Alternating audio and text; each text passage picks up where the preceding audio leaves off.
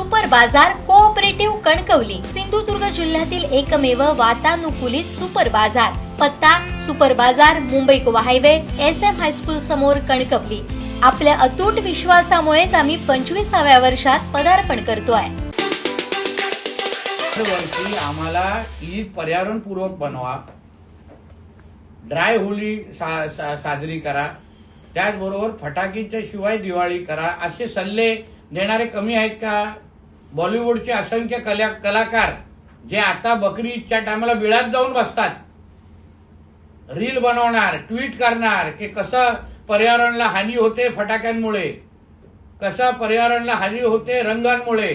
मग आता ईदच्या वेळी जेव्हा बकरे कापले जातात, प्राण्यांना मारलं जातं, रक्त सगळ्या नदी नाल्यांमध्ये दिसतं, तेव्हा हे बॉलिवूडचे विविध कलाकार ते काय बकरे खाण्यामध्ये व्यस्त असतात का, बिर्याणी खाण्यामध्ये? मग का सल्ले देत नाही? जो नियम हिंदूंच्या लागतो तोच नियम मुसलमानांना लागला पाहिजे, अन्य धर्मियांना लागला। एवढं सरळ सोपं बोललेलो आहे मी। अगर हिंदू समाज मोठ्या प्रमाणामध्ये येऊन सल्ले ऐकतो, ड्राय होली खेळतो, फटाके वापरत नाही, योग्य वेळी डीजे बंद करतो, मग काय मुस्लिम समाजाला ह्या देशामध्ये राहून शरिया कानून आणायचा एका वेगळ्या पद्धतीने? मग जो अगर हिंदू समाज सगळ्यांचा ऐकत असेल तर मुस्लिम समाजाने पण ऐकावं, उलट त्यांचं कौतुकच होईल। लोक डोक्यावर उचलून घेतील अगर ते कम्प्युटरवर बकरी दाखवली और ये मेरी बकरी और ये मैं काट रहा हूं बोले मुल्लाजी, ऐसा कसा बोललं तर खुश होतील सगळे। स्क्रीनकडे बघत अल्लाह अकबर बोलतील, लोक खुश होतील, पिठावाले सत्कार करतील त्यांचा, तसा आमचा या बॉलिवूडवाल्यांचा कलाकारांचा सत्कार करतात ते।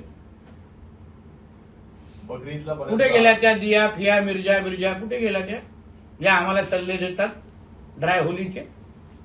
बकरी ईदला बऱ्याचदा गायींची सुद्धा जी आहे ती वाहतूक केली जाते, तस्करी केली जाते, असा आरोप प्रताप सरनाईक यांनी केला होता।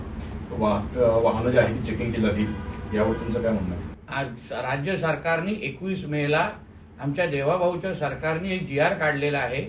त्या GR मध्ये स्पष्ट आदेश आहे की ह्या पुढे कुठल्याही पद्धतीचे कत्तलखाने, गहू तस्करी वगैरे केला तर डायरेक्ट मोका लागतोय, डायरेक्ट मोका। मी आजच सकाळी सिंधुदुर्गचे जिल्हाधिकाऱ्यांनी SP ची बैठक घेतलेली आहे। प्रत्येक SP, जिल्हाधिकारी, पशुसंवर्धन अधिकारी, ITO ला जबाबदारी दिलेली आहे। कोणीही अगर अशा पद्धतीची गहू तस्करी केली तर दुसरी सकाळी त्याची जेलमध्ये असणार हे लक्षात घ्या। शुक्रवारचा नमाज पण भेटणार नाही तुम्हाला अगर गहू माताकडे वाकड्या नजरेने बघितलं तर।